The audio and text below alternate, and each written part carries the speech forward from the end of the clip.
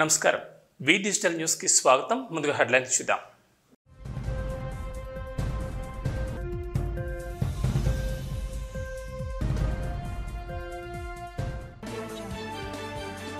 విశాఖ భీమిలి సాగర్ తీరంలో సిఆర్జెడ్ నిబంధనలను ఉల్లంఘిస్తూ అక్రమ కట్టడాలు విజయసాయిరెడ్డి కుమార్తె కట్టడం కూల్చివేతల నేపథ్యంలో మిగిలిన కట్టడాలపై జీవీఎంసీ అధికారులు చర్యలు ఎలా ఉండబోతాయంటూ చర్చ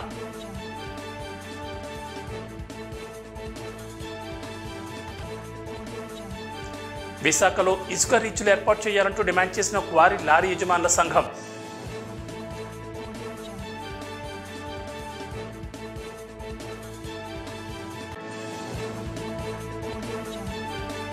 బంగాళాఖాతంలో మరో అల్పపీడనం వాయువ్య బంగాళాఖాతంలో కేంద్రీకృతమైన అల్పపీడనం కోస్తాంధ్రకు భారీ వర్ష సూచన దేశంలోని ప్రముఖ పుణ్యక్షేత్రంగా విరాజిల్లుతున్న సింహాచలం శ్రీ వరాహ లక్ష్మీ నరసింహస్వామి వారి నిత్య కళ్యాణం అత్యంత వైభవంగా జరిగింది. ఆర్జిత సేవల్లో భాగంగా అర్చక స్వాములు ఉత్సవమూర్తి గోవిందరాజస్వామిని ఉభయ దీవేర్లతో మండపంలో అధిష్ఠింపజేశారు. నిత్య కళ్యాణంలో పాల్గొన్న భక్తుల గోత్రనామాలతో సంకల్పం చెప్పి పాంచారాత్రగామ శాస్త్రం విధానంలో విశ్వక్షేణారాధన పుణ్యాహవచనాలతో కార్యక్రమానికి శ్రీకారం చుట్టారు. కంకణధారణ, నూతన యజ్ఞోపవీత సమర్పణ, జీలకర్ర బెల్లం, మాంగళ్యధారణ, తలంబ్రాల ప్రక్రియలను కమనీయంగా జరిపించారు. మంత్రపుష్పం, మంగళ శాసనాల తర్వాత భక్తులకు వేదాశీర్వచనాలు, శేషవస్త్రాలు, స్వామివారి ప్రసాదాలను అందజేశారు.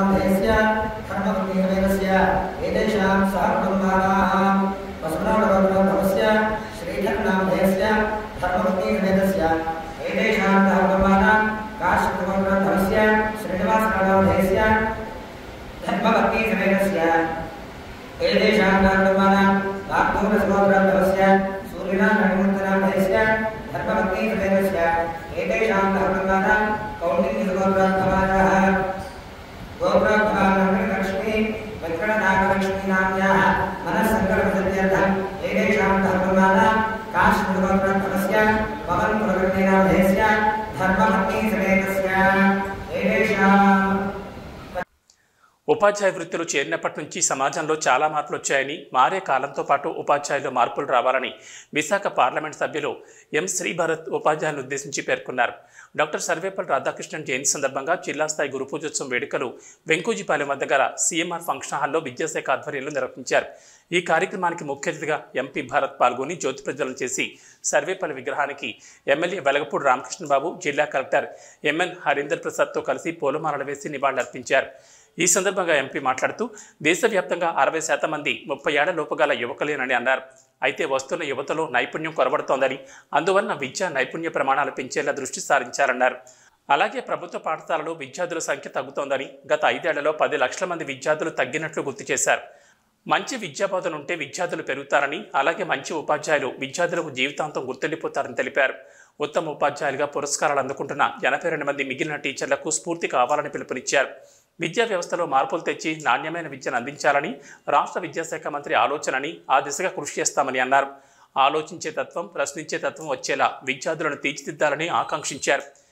ఈ సందర్భంగా ఉత్తమ ఉపాధ్యాయ పురస్కార గ్రహీతలకు ఎమ్మెల్యే, కలెక్టర్లతో కలిసి జ్ఞాపికలు, ప్రశంసాపత్రం, దుశ్శాల్వతో ఘనంగా సత్కరించి గురు పూజోత్సవ శుభాకాంక్షలు తెలిపారు. అంతకుముందు చిన్నారులు చేసిన సాంస్కృతిక ప్రదర్శనలు తిలకించారు. ఈ కార్యక్రమంలో జిల్లా విద్యాశాఖ అధికారి ఎల్ చంద్రకళ, మాజీ శాసనసభ్యులు, టీడీపీ జిల్లా అధ్యక్షులు గండి బాబ్జీ, సమగ్ర శిక్ష ఏపీసీ బి శ్రీనివాసరావు, ఇతర జిల్లా అధికారులు, ఉత్తమ ఉపాధ్యాయులు తదితరులు పాల్గొన్నారు.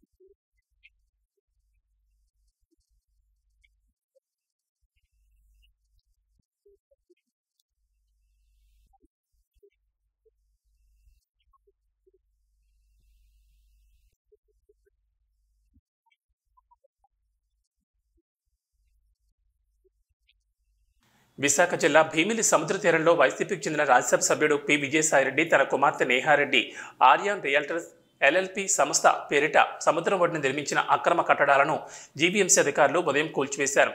కోస్తా నియంత్రణ మండలి నిబంధనలను ఉల్లంఘించి విజయసాయిరెడ్డి వైసీపీ అధికారంలో ఉన్న సమయంలో అప్పటి అధికారుల సహకారంతో అక్రమ గోడల నిర్మాణాలు చేపట్టారు. దీనిపై జనసేన కార్పొరేటర్ పీతల మూర్తి యాదవ్ హైకోర్టులో ప్రజా ప్రయోజన వ్యాజ్యం దాఖలు చేశారు. విచారణ సమయంలో తమకు రక్షణ కల్పించాలంటూ విజయసాయిరెడ్డి కుమార్తె నేహారెడ్డి కూడా పిటిషన్ వేశారు. వీటిపై విచారణ జరిపిన హైకోర్టు మహావిశాఖ నగరపాలక సంస్థ అభిప్రాయాన్ని కోరింది. కట్టడం నిబంధనలకు విరుద్ధమని జీవీఎంసీ హైకోర్టు స్పష్టం చేయడంతో 15 రోజుల్లో చర్యలు తీసుకుని తమకు తెలియజేయాలని ఆదేశించింది. దీంతో జీవీఎంసీ అధికారులు జేసీబీల సాయంతో అక్రమ కాంక్రీట్ గోడను కూల్చివేశారు. ఈ నివేదికను సోమవారం జీవీఎంసీ హైకోర్టుకు సమర్పించాల్సి ఉంది. మిగిలిన కట్టడాల పరిస్థితి ఏమిటో? వైసీపీ ప్రభుత్వం హయాంలో విశాఖ నుంచి భీమిలి వరకు సాగర్ తీరంలో సిఆర్జెడ్ నిబంధనలను ఉల్లంఘిస్తూ పెద్ద ఎత్తున కట్టడాలు వెలిశాయి. ఉత్తరాంధ్ర వైసీపీ ఇన్ఛార్జిగా విజయసాయిరెడ్డి వ్యవహరించిన సమయంలో 2020లో ఒక పర్యాయం ఆయన ప్రమేయంతోనే ఈ కట్టడాలన్నింటినీ జీవీఎంసీ అధికారులు నోటీస్ ఇచ్చి తొలగించారు. ఆ తర్వాత వారంతా విజయసాయిరెడ్డితో లాలూచిపడి అంతకంటే భారీగా శాశ్వత కట్టడాలు నిర్మించారు. భీమిలి సాగర్ తీరానికి 2 కిలోమీటర్ల పరిధిలోని సిఆర్జెడ్ నిబంధనలను ఉల్లంఘిస్తూ కొత్తగా పలు కట్టడాలు 2023-24 సంవత్సరాల్లో వెలిశాయి. విజయసాయిరెడ్డి కుమార్తె కట్టడాన్ని కూల్చివేసిన నేపథ్యంలో మిగిలిన కట్టడాల విషయంలో జీవీఎంసీ అధికారులు ఎటువంటి చర్యలు తీసుకుంటారో అన్న చర్చ ప్రారంభమైంది. తీర ప్రాంతంలో 10 అడుగుల లోతు తీసుకెళ్ళేది.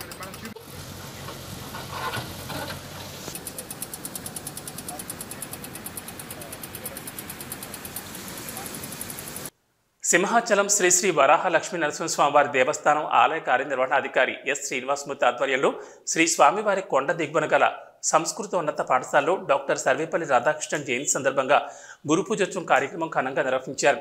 సర్వేపల్లి రాధాకృష్ణన్కు పూలమాలలు వేసి నివాళులర్పించారు. అనంతరం ఆలయ ఈవో శ్రీనివాసమూర్తి మాట్లాడుతూ చిత్తశుద్ధితో విద్యను బోధించే గురువులందరికీ ఉపాధ్యాయ దినోత్సవ శుభాకాంక్షలు తెలిపారు. ప్రతి వ్యక్తి జీవితంలో ఇంట్లో తల్లిదండ్రుల తర్వాత గురువులే ప్రముఖ పాత్రను పోషిస్తారు. మంచి చెడు చెప్పి ఈ సమాజంలో మన పాత్ర ఏమిటో తెలియజేసి ఓ మంచి మనిషిగా తీర్చిదిద్దారన్నారు. అదేవిధంగా సమాజంలో మంచి పౌరులను తీర్చిదిద్దే గొప్ప బాధ్యతను ఉపాధ్యాయులు నిర్వహిస్తారని తెలిపారు. అందుకే సమాజంలో వారి పట్ల ప్రత్యేకమైన గౌరవం, అభిమానం ఉంటాయని, తమకు ఓనమాలు నేర్పించిన గురువులను ప్రతి ఒక్కరూ స్మరించుకుంటారని ఉద్బోధించారు. ఈ సందర్భంగా పూర్వ గురువులు ఎంఎన్ మాస్టర్, తమ్మయ్య మాస్టర్లను ఆలయ ఈవో ఎస్ శ్రీనివాసమూర్తి దుస్సాలువతో సత్కరించారు. ఈ కార్యక్రమంలో ఆలయ స్థానాచార్యులు డాక్టర్ టిపి రాజగోపాల్, ఆలయ సహాయ కార్యనిర్వహణాధికారి ఎన్ ఆనందకుమార్, రమణమూర్తి, పర్యవేక్షణ అధికారి సునీల్ తదితరులు హాజరయ్యారు.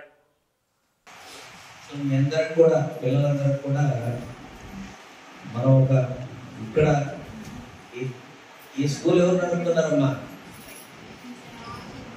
ఇది గవర్నమెంట్ స్కూలా లేకపోతే దేవస్థానం స్కూల్?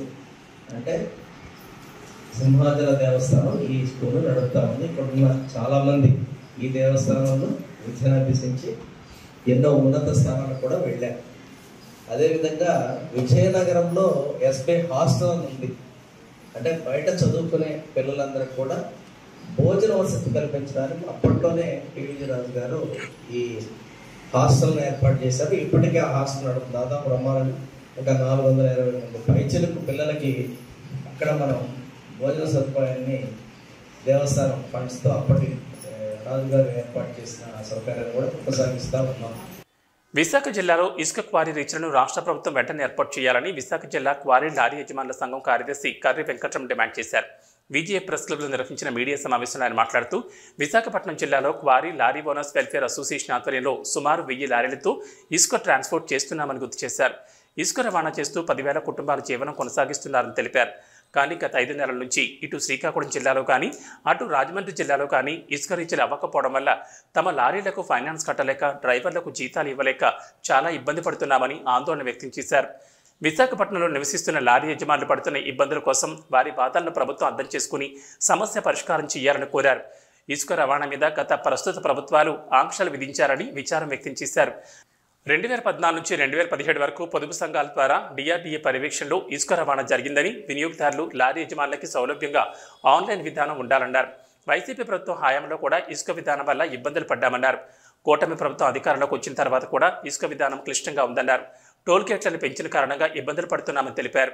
ఈ కార్యక్రమంలో ఉపాధ్యక్షులు బొట్టా సురేష్, కొయ్య శ్రీను, సంయుక్త కార్యదర్శులు శ్రీనివాసరావు, భాస్కర్రావు తదితరులు పాల్గొన్నారు. ఏం లేదండి, గత 5 నెలలుగా విశాఖపట్నం జిల్లాలో వేలాది లారీ యజమానులు ఇసుక రవాణా మీద అవనండి, ఈ ముడి సరుకు మీద అవనియండి ఆధారపడి జీవనం కొనసాగిస్తున్నాం. ఇప్పుడు ఫ్యాక్టరీలన్నీ కూడా గవర్నమెంట్కి మారింది కాబట్టి ముడి సరుకు ట్రాన్స్పోర్ట్ కూడా తగ్గింది. అలాగే ఇసుక ట్రాన్స్పోర్ట్ అనేది ఎలక్షన్ ముందు 2 నెలలు, ఇప్పుడు ప్రభుత్వం వచ్చి 3 నెలలు, 5 నెలల నుంచి కూడా ఎక్కడ కూడా ఒక ఇస్త్రీ ఓపెన్ చేయలేదండి. దీనివల్ల ఏదైతే మోటార్ రంగం మీద ఆధారపడినామో వేలాది కుటుంబాలు రోడ్డును పట్టిపోయండి ఈరోజు ప్రజెంట్.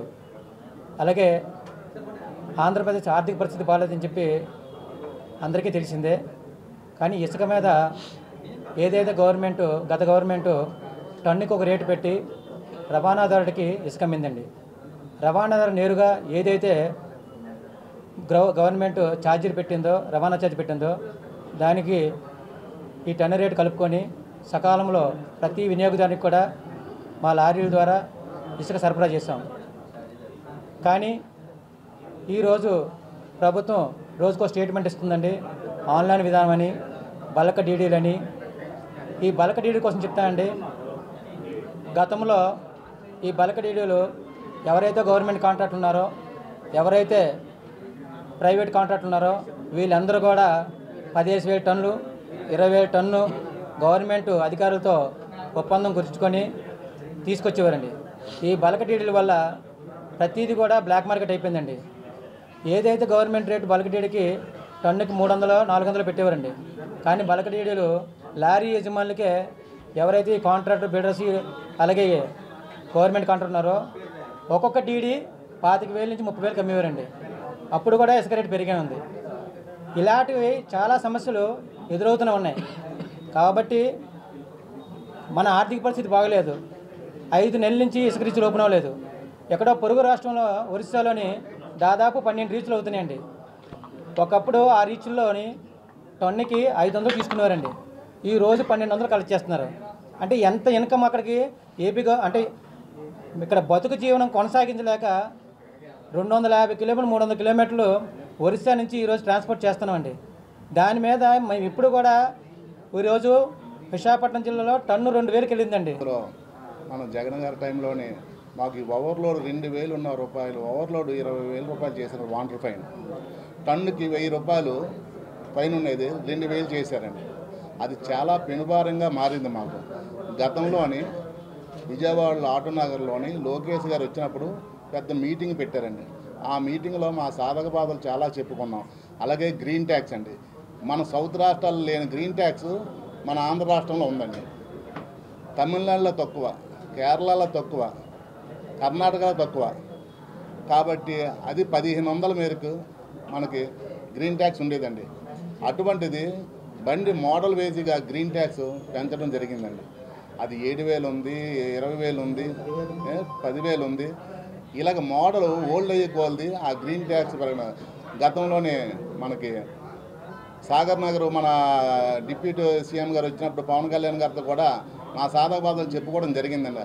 అయ్యా గ్రీన్ ట్యాక్స్ వల్ల చాలా మాకు ఇబ్బందులు అవుతున్నాయి, ప్రతి 3 నెలలకి సంవత్సరానికి ఈ గ్రీన్ ట్యాక్స్లు మాకు ఇబ్బంది కలుగుతుంది, ట్యాక్సీలు కట్టేటప్పుడు ఇది కూడా పెనుభారంగా మారింది, దీన్ని మాకు తక్షణమే 1,500కి చేసి పెట్టండి అంటే ప్రభుత్వం రాగానే మేము గ్యారెంటీ 100 రోజుల్లో చేస్తామని చెప్పేసి ఆయన కూడా హామీ ఇచ్చున్నారండి. అలాగే లోకేష్ గారు కూడా మా రవాణా రంగంలో ఉన్న సాధక బాధ అన్నీ కూడా చెప్పుకున్నాం. అలాగే ఇన్సూరెన్స్లు బాగా పెరిగిపోయినాయి, అలాగే టోల్ గేట్లు పెరిగిపోయినాయి. కాబట్టి మాకు ఈ ఓవర్లోడు ఈ గ్రీన్ ట్యాక్స్ అనేవి తక్షణం తగ్గించని చెప్పుకున్నామండి. అనకాపల్లి జిల్లా దేవరాపల్లి మండలంలో అక్రమ చేపల చెరువులపై స్వయానా జిల్లా కలెక్టర్ సందర్శించి చర్యలు తీసుకోవాలని మీడియాలో వచ్చిన వార్తలకు ఫిషరీస్ అధికారులు స్పందించారు. చేపల చెరువుల పెంపకందారులకు ముందస్తు సమాచారం ఇవ్వడంతో హడావిడిగా అక్రమ చేపల పెంపకందారులు వ్యర్థాలను తొలగిస్తూ చెరువులపై గ్రైయింగ్ మిషన్ల తొలగింపు ప్రక్రియ మొదలుపెట్టారు. చేపల చెరువులకు అనుమతులు ఉన్నాయా లేవా అని పలువురు అడిగిన ప్రశ్నలకు రైవాడ ఫిషరీస్ అధికారిని కీర్తి అడ్డగోలుగా సమాధానం చెప్పారు. ప్రతి చెరువుకు అనుమతులున్నాయని, లేని చెరువులకు జీపీఎస్ సర్వే చేస్తున్నామని తెలిపారు. ఇప్పటికే 2 సార్లు నోటీసులు ఇచ్చామని, డైరెక్ట్గా మాకు దొరకడం లేదని, చెరువులపై గ్రైండింగ్ మిషన్లు ఉన్న మాట నిజమేనని, కానీ వాటిని వాడటం లేదన్నారు. దేవరాపల్లి మండలంలోని ఏ ఒక్క చెరువుకు ఎటువంటి అనుమతులు లేకుండా దాదాపుగా 1,500 ఎకరాల్లో అక్రమ చేపల చెరువుల వ్యాపారం విచ్చలవిడిగా జరుగుతోందని, ఈ చెరువులపై అధికారులు ప్రతి నెల మామూలు దండుకుని వెళ్లిపోతున్నారని తెలిపారు. ఏ గ్రామంలో ఎన్ని చెరువులు ఉన్నాయి, వాటికి అనుమతులు ఉండాలా వద్దా, చేపల పెంపకానికి వ్యర్థాలను వాడవచ్చా లేదా అన్నది తెలియని కొంతమంది అధికారులకు నోటీసులు ఇచ్చి ఉన్నతాధికారులు చేతులు దులుపుకున్నారని మండిపడ్డారు. ఇప్పటికే 10 సార్లు నోటీసులు ఇచ్చారని, తహసీల్దార్ దగ్గర బైండ్ ఓవర్ కూడా చేశారని తెలిపారు. కానీ చేపల పెంపకందారులు తీరు మాత్రం మారడం లేదన్నారు. ఈ చెరువులన్నీ ఇతర జిల్లాలకు చెందిన వ్యాపారస్తులు దేవరాపల్లి మండలంలోని రైవాడ నీళ్లు అనువుగా ఉండడంతో రైతులకు డబ్బులు ఆశ చూపి భూములు లీజులకు తీసుకుని చెరువులు తవ్వకాలు చేపట్టారని ఆరోపించారు. అక్రమ చేపల పెంపకందారులపై కఠిన చర్యలు తీసుకోవాలని, ప్రజలు ప్రాణాలు కాపాడాలని పలువురు డిమాండ్ చేశారు. ఈ పర్మిషన్ అంటే ఇది అప్పటి నుంచే ఉన్న చెరువులండి. ఇది రిజిస్ట్రేషన్ ప్రాసెస్ ఇప్పుడు ఆన్లైన్ ప్రాసెస్ జరుగుతున్నాయి ప్రస్తుతానికి. ఇవి ఆక్వా జొనేషన్, నాన్ ఆక్వా జొనేషన్ అని ఉంటాయి. ఇవి మేము ఈ ఫిష్ సర్వే అని ఒకటి చేసాం అనమాట. ఈ ఫిష్ సర్వే అంటే సపోజ్ ఇప్పుడు ఓనర్ ఉన్నారు అనుకోండి, ఇది ఒక చెరువు అనేది ఒక 4-3 ఓనర్ పేరు మీద ఉంటుంది. సో రిజిస్ట్రేషన్ చేయడానికి ఎవరి పేరు మీద చేయాలనేది అది ప్రాసెస్ మాకు ఇంకా జరుగుతుంది. ఇప్పుడు అంటే ఒక ఓనర్ పేరు మీద మనం రాసిలేం కదా. ఇప్పుడు ప్రస్తుతానికి ఒక ఓనర్ పేరు మీద చెరువులన్నీ రాసిలేం కదా. అది ఏంటంటే ఏ ఓనర్ ఎవరు దాన్ని బట్టి మేము దానికి ఎవరు చెరువులు పర్మిషన్ అంటే అప్పటి నుంచి వాళ్ళు చేసి ఇది అప్పుడులో వాళ్ళు తీసుకున్నామేనండి. అప్పుడు తవ్వుకున్నప్పుడు మరి మేము రాకముందు మేము రాకముందు ఇవి చెరువులు అప్పటి నుంచే ఉన్నాయండి. మేము కొత్తగా సచివాలయం వచ్చిన తర్వాత మాకు ఇవి ఏంటంటే ఉన్నాయని అంతే తెలుసు. కానీ ఆ టైంలోని ఎంఆర్ఓ గారు, నెక్స్ట్ ఎంపీడో గారు, అప్పుడులోని విఆర్ఓ గారు రిజిస్ట్రేషన్ అంటే అదే కాగితాల మీద రాసి పలానా దగ్గర చెరువులు ఉన్నాయని వాళ్ళు రిజిస్ట్రేషన్ చేసుకున్నారు అనమాట. అవి చేసుకునే చెరువులు ఇవి కొత్తగా తవ్వినవి అయితే ఏమీ లేవు. ఇవి నా తెలిసి ప్రస్తుతానికి నాకు 15 years నుంచి ఉండుంటాయి. ఇవన్నీ ప్రైవేట్ చెరువులు కదా. ఇంకా దానికే ఆన్లైన్ ప్రాసెస్ అనేది జరుగుతుందండి. ఇప్పుడు ఈ ఫిష్ సర్వే అయిన తర్వాత ఎవరి పేరు మీద అయితే మనం సర్వే చేసి పెట్టామో వాళ్ళ పేరు మీద రిజిస్ట్రేషన్ చేయడానికి కుదురుతుంది మాకు. ఆ సర్వే అయితే ప్రస్తుతానికి అయ్యింది. ఎక్కడ ఏ ప్రాంతంలో ఏ సర్వే అదే ఏ చెరువు ఉందనేసి మాకు సర్వేలు అయితే ఇప్పుడు ఉన్నాయి. ఈ ఫిష్ సర్వేని చేసాం మేము లాస్ట్ 1 year బ్యాక్. 1 year కాదు 6 months. ప్రతిసారి మాకు సర్వే అనేది అవుతుంది. సో దానికి పర్మిషన్కి ఇవ్వడానికే మాకు ఇప్పుడు ఆన్లైన్ ప్రాసెస్లు అవుతాయి రిజిస్ట్రేషన్స్కి. ఆ రిజిస్ట్రేషన్ చెయ్యాలంటే ఓనర్లు ఎవరు, లీజ్ ఓనర్లు ఎవరు, ఎవరి పేరు మీద ఉన్నది ఎవరు అనేసి మేము ఉంటుంది. దాన్ని బట్టి మేము చేయగలం రిజిస్ట్రేషన్. గత 10 ఏళ్ళ నుంచి ఉన్నాయి కదండి. 10 ఏళ్ళ నుంచి ఈపీ సర్వే చేస్తారా లేకపోతే ఇప్పుడు కొత్తగా వచ్చిన ఈపీ సర్వే అయితే మేము చేసామండి. ముందు సర్వే అనేది ఏంటంటే మాకు ఆన్లైన్ ప్రాసెస్ అని మాకు తెలియదు. ఇప్పుడు ఆన్లైన్ ప్రాసెస్ ఇప్పుడు కొత్తగా వచ్చింది. భారతరత్న సర్వేపల్లి రాధాకృష్ణ 136వ జయంతి సందర్భంగా 3 ఉపాధ్యాయులకు తెలుగు శక్తి ఆధ్వర్యంలో ఘనంగా సత్కరించారు. 90 సంవత్సరాల వయసులో కూడా విద్యాబోధన చేస్తున్న ప్రొఫెసర్ శాంతమ్మ, నారీ శక్తి అవార్డు గ్రహీత ప్రొఫెసర్ సేతుపతి ప్రసన్న, శ్రీ జాతీయ ఉత్తమ ఉపాధ్యాయ అవార్డు గ్రహీత పిల్లా నిర్మలను ఘనంగా సత్కరించారు. ఓ హోటల్లో ఈ సత్కార కార్యక్రమం కొనసాగింది. ఈ సందర్భంగా తెలుగు శక్తి అధ్యక్షుడు బివి రామ్ మాట్లాడుతూ ప్రపంచంలో ఎన్ని విద్యలు ఉన్నప్పటికీ గురువు లేనిది ఏ విద్య కూడా పరిపూర్ణం కాదన్నారు. ఈ నేపథ్యంలోనే వేలాది మందిని ఉత్తమ పౌరులుగా తీర్చిదిద్ది లక్షలాది మందిని ప్రభావితం చేస్తున్న శాంతమ్మతో పాటు ముగ్గురిని తెలుగు శక్తి ఘనంగా సత్కరించి గౌరవించిందన్నారు. ఈ నేపథ్యంలోనే ప్రొఫెసర్ శాంతమ్మకు భారత ప్రభుత్వం దేశ అత్యున్నత పురస్కారాల్లో ఒకటైన పద్మశ్రీ లేదా పద్మభూషణ్ ప్రదానం చేయాలని విజ్ఞప్తి చేశారు. ఈ క్రమంలోనే రాష్ట్రంలో అధికారంలో ఉన్న కూటమి ప్రభుత్వ పెద్దలు ముఖ్యమంత్రి నారా చంద్రబాబు నాయుడు, ఉప ముఖ్యమంత్రి పవన్ కళ్యాణ్ చొరవ తీసుకుని ప్రొఫెసర్ శాంతమ్మకు పద్మశ్రీ లేదా పద్మభూషణ్ ప్రదానం చేసేలా చూడాలని కోరారు. ఇక ప్రపంచ ప్రసిద్ధ ఆంధ్ర విశ్వవిద్యాలయంలో కట్టమంచి రామలింగారెడ్డి, డాక్టర్ సర్వేపల్లి రాధాకృష్ణ లాంటి మహామహులు నడయాడారన్నారు. అటువంటి గొప్ప విద్యాలయంలో గురువులు లేదా వారి విగ్రహాలు మాత్రమే ఉండాలి తప్ప రాజకీయ నాయకుల విగ్రహాలకు తావులేదన్నారు. ఈ కార్యక్రమంలో ఆంధ్ర విశ్వవిద్యాలయం మాజీ రిజిస్ట్రార్ పెలగపూడి ఉమామహేశ్వరరావు, జనసేన పార్టీ నాయకురాలు పి ఉషాకిరణ్, ప్రముఖ నాయకురాలు పాలూరి శేషమామ, కొల్లి రత్నకుమారి, వానపల్లి గాయత్రి, డాక్టర్ పప్పూర్ నికుంజ్, తెలుగు శక్తి యువత అభివృద్ధి సలహాదారు వి వంశీబాబు తదితరులు పాల్గొన్నారు. రాజకీయ పార్టీల కూటమిగా ఉన్న తెలుగుదేశం, జనసేన, బీజేపీ ఉమ్మడిగా శాంతమ్మ గారికి పద్మభూషణ్ కానీ పద్మశ్రీ కానీ జనవరిలో ఇప్పించేస్తుందిగా తెలుగు శక్తి మనవి చేసుకుంటుంది. డెఫినెట్ గా ఇలాంటి వ్యక్తికి చేస్తే మన తెలుగు జాతిని మనం గౌరవించడంతో మనం చేస్తున్నాం. మరి నాడు తెలంగాణ 2012లో షష్ఠిపూర్తి చెప్పి పార్లమెంట్ తో చేయించారు. నిజంగా విజయం తొలగింపు చేయడం అదొక మంచి పని చేశాను. దానికంటే మంచి 96 సంవత్సరాల్లో ఇంకా విద్యాబోధన చేసి ఇంకా నేటి తరాన్ని ఇంకా చక్కదిద్దాలనే సంకల్పంతో ఉన్న శాంతం గారికి దక్కితే నిజంగా ఇది యావత్ భారతదేశం గర్వించే రోజు అవుతుంది మనం చేస్తున్నాం. గాజువాక పారిశ్రామిక ప్రాంతంలో 75 అడుగుల బెల్లం భారీ గణనాథుని లంబోదర సేవా ట్రస్ట్ ఆధ్వర్యంలో 21 రోజులు ప్రతిష్ఠించడం జరుగుతుంది. బెల్లం విగ్రహానికి రాజస్థాన్ నుండి 20 టన్నుల బెల్లాన్ని ఉపయోగించినట్లు నిర్వాహకులు తెలిపారు. అనకాపల్లిలో 15 మంది కళాకారులచే విగ్రహ తయారీ జరుగుతుందని, నిమజ్జనం అనంతరం స్వామివారి బెల్లాన్ని భక్తులకు ప్రసాదంగా పంచిపెట్టడం జరుగుతుందని నిర్వాహకులు తెలిపారు. గాజువాక డిపో దగ్గర కొత్తనక్కవనపురం ఎగ్జిబిషన్ గ్రౌండ్లో లంబోదర ట్రస్ట్ ఆధ్వర్యంలో 75 అడుగుల భారీ వినాయకుని పెట్టడం, అది కూడా బెల్లంతో పెట్టడం జరుగుతుంది. ఈ బెల్లం కూడా రాజస్థాన్ నుంచి తెప్పించి బెల్లంతో తయారు చేయడం జరుగుతుంది. ఇక్కడి నుంచి ఈ వినాయకుని తయారు చేయడానికి అనకాపల్లి వాసులు కళాకారులు మన శిల్పి శ్రీనివాస్ చేతుల మీదుగా ఈ బొమ్మ రెడీ అవ్వడానికి రెడీ అవుతుంది. అయితే సుమారు ఈ వర్క్ నెల 20 రోజుల నుంచి స్టార్ట్ అయింది. ఈ స్ట్రక్చర్ కానీ మొత్తం బొమ్మ రెడీ, స్కెల్టన్ కూడా రెడీ అవ్వడానికి. అయితే ఇప్పుడు మొన్న 8 రోజుల నుంచి మాత్రం బెల్లంకి స్వామివారికి రెడీ చేస్తున్నారు. బహుశా రేపు మార్నింగ్ కల్లా ఈ విగ్రహంకి రెడీ అయిపోతుంది. మినిమం ఇది 20 టన్నులు వాడాము ఇప్పటి వరకు.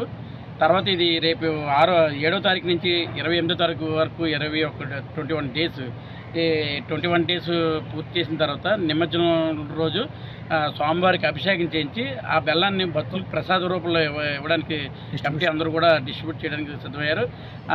ఇంకో ఉత్సవ విగ్రహాన్ని నిమజ్జనం చేస్తాం. 21 డేస్. స్వామి పక్కన అమ్మవారి విగ్రహం అంటే మా వాళ్ళందరూ అంటే మా కమిటీ సభ్యులు అనుకున్న తర్వాత కాళికామాత విగ్రహాన్ని అది అక్కడ వచ్చిన భక్తులకి దర్శించుకోవడానికి కూడా పక్కన కాళికామాత విగ్రహం పాతాల పైన సెట్ చేయడం కూడా. పశ్చిమ మధ్య బంగాళాఖాతం, దాని సరిహద్దు వాయు బంగాళాఖాతంలో అల్పపీడనం ఏర్పడినట్లు వాతావరణ శాఖ అధికారులు తెలిపారు. అల్పపీడనానికి అనుబంధంగా ఉపరితల ఆవర్తనం సగటు సముద్ర మట్టానికి 7.6 కిలోమీటర్ల ఎగువన విస్తరించినట్లు పేర్కొంది. ఇది వచ్చే 2 రోజుల్లో ఉత్తరం దిశ వైపు నెమ్మదిగా కదులుతుందని తెలిపారు. రేపు ఎల్లుండి ఏపీలోని పలు ప్రాంతాల్లో తేలికపాటి నుంచి ఓ మోస్తరు వర్షాలు పడతాయని అంచనా వేశారు. పలు చోట్ల భారీ నుంచి అతి భారీ వర్షాలు పడొచ్చని పేర్కొన్నారు. కొన్ని చోట్ల బలమైన ఉపరితల గాలులు వీస్తాయని తెలిపారు. ఉత్తర కోస్తా, దక్షిణ కోస్తాలోని పలు ప్రాంతాల్లో 2 రోజుల పాటు భారీ నుంచి అతి భారీ వర్షాలు కురుస్తాయని వాతావరణ శాఖ అధికారులు తెలిపారు. రాయలసీమ జిల్లాలో తేలికపాటి నుంచి ఓ మోస్తరు వర్షాలు కురుస్తాయని తెలిపారు. భారీ వర్షాల నేపథ్యంలో ప్రజలు అప్రమత్తంగా ఉండాలని అధికారులు సూచించారు.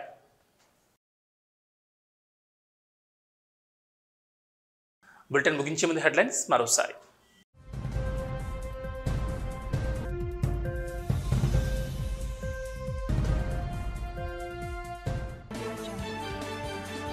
విశాఖ భీమిలి సాగర్ తీరంలో సిఆర్జెడ్ నిబంధనలను ఉల్లంఘిస్తూ అక్రమ కట్టడాలు. విజయసాయిరెడ్డి కుమార్తె కట్టడం కూల్చివేతల నేపథ్యంలో మిగిలిన కట్టడాలపై జీవీఎంసీ అధికారులు చర్యలు ఎలా ఉండబోతాయంటూ చర్చ.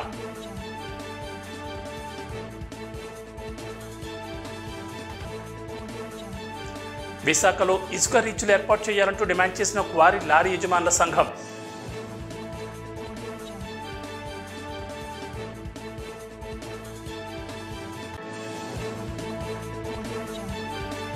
బంగాళాఖాతంలో మరో అల్పపీడనం. వాయువ్య బంగాళాఖాతంలో కేంద్రీకృతమైన అల్పపీడనం కోస్తాంధ్రకు భారీ వర్ష సూచన. ఇవి బులెటిన్ విశేషాలు. నమస్కారం.